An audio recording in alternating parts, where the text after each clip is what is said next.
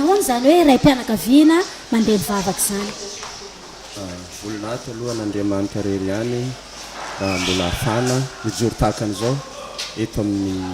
fanitalavitra tahaka izao raha hoe ny ray mpianakaviana mandeha mivavaka zany no asiana resaka anisan'ny zavatra tena tsara indrindra zany satria Andriamanitra manko rehefa nanamboatra olona izy lahy no nataony voalohany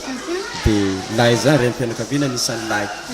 ka ray mpianakaviana zany anisan'ny fiandoham-piainana zany raha ambony ny tany eto ka izy koa ray mpianakaviana nandeha nivavaka nahita ny fahasoavan'Andriamanitra misy matoky afa ny ankoholona rehetra sy ny fianakaviana rehetra amin'ny mariazy dia hitahin'Andriamanitra avy koa hitany voninahitr'Andriamanitra ka tsara be zany zay ray mpianakaviana miditra antsetra ny fanompoan'Andriamanitra zay inona ary ny afatra hoentinao an'ireo ray mpianakaviana namanao manaraka an'izao fandaharan'izao tompo ny afatra zay ampitaiko amin'ireo ray mpianakaviana manaraka an'izao fandaharana zao dia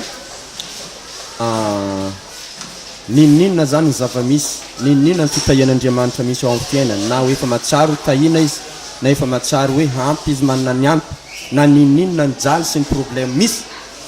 mananton'Andriamanitra ihany fa Andriamanitra no mahavonjy fa fiaina ito ambony tany ity tsisy zavatra hoe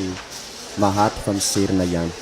fa ny fiainana mandrakizay dia izay mitanjona tantarina amin'ny fiainana zany zay zany ny antso apetiko amindreo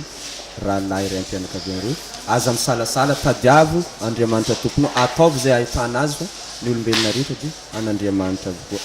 ka raha mitady azy amin'ny herinao sy ny fonao rehetra anao dia ahita azy makasitraka indrindra tompoko